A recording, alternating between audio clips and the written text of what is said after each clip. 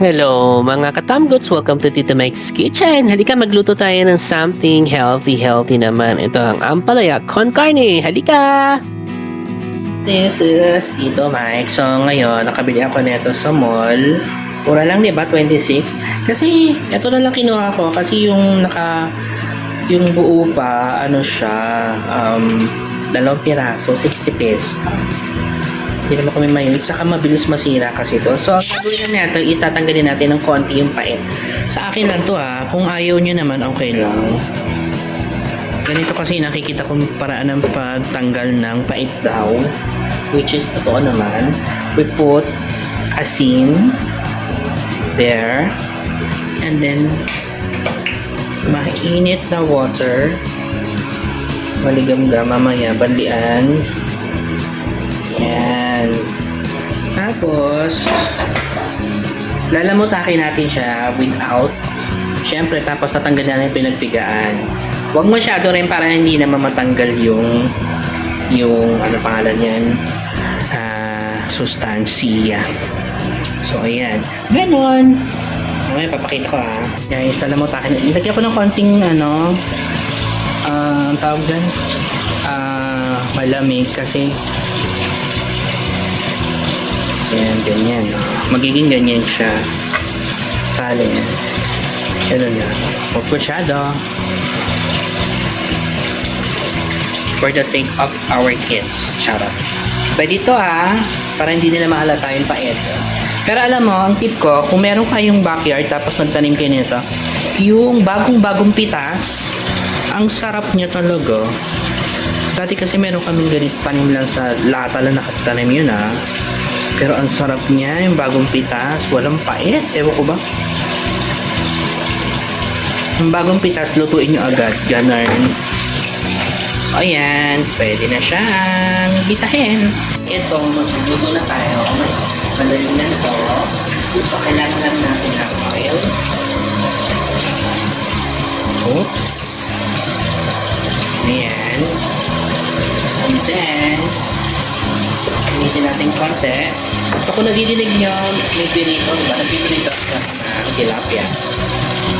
First, lalagay natin. Oh my gosh, hindi pala nakabukas ang kalan. Sorry guys. Siya nga lang. Ito ba yan? Naglagay naman hindi nakabukas ang kalan. So, ayan. Sorry naman. And guys, naglagay na tayo ng oil kasi magigisa na tayo. Sibuyas. Itong sibuyas, galing to ng Cebu. Kaya sibuyas. Charot. Just saute it. Yan. So, okay na. Lagay na natin ang bawang. Ito galing bawang Ilocos. Tapos may nabili din akong bawang sa bawang Batangas. Ganoon naman yun talaga. And then, pag okay, nalagyan na natin yung giniling na baka. So all we need to do is to just saute it. Wow! Kasi tagal natin kasi itong baka na to sa kailan ko binili ito kaya sa masira lutuin na yan kaya kung magkakasaya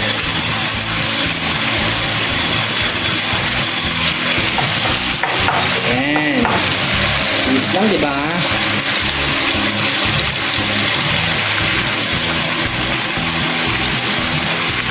labasin na natin ito yung juices. Later, pwede niyan with ampalaya.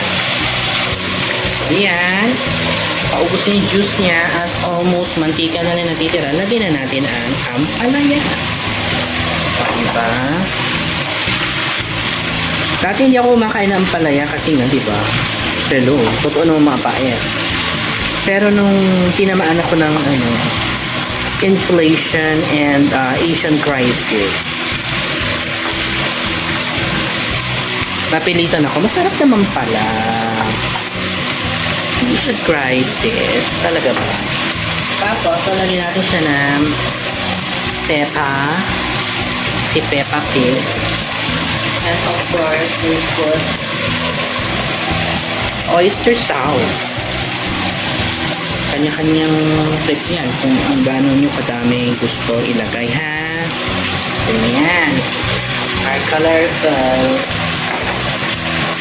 We put some dalawang asin and then betsin. 1, 2. Okay na yun. Kasi actually malasa na yung cherry belt niyan. Pero nasa panlasa niya yan, guys. Walang anuhan to. So ito, hindi ko na siya lalagyan ng sabaw. Gusto ko yung ganyan lang siya. Pero nasa inyo nga yun. Kung anong trip niya. Ito, chili. Ang palaya con carne. So, ganyan lang. So, inaan natin hanggang sa lumambot na siya. Ganon lang ka-simple. Another 1 minute. Pwede niyan. Guys, ito na. Lagay na natin. Plate na natin siya sa lalagyan. So, yun o. Sarap. Fairness.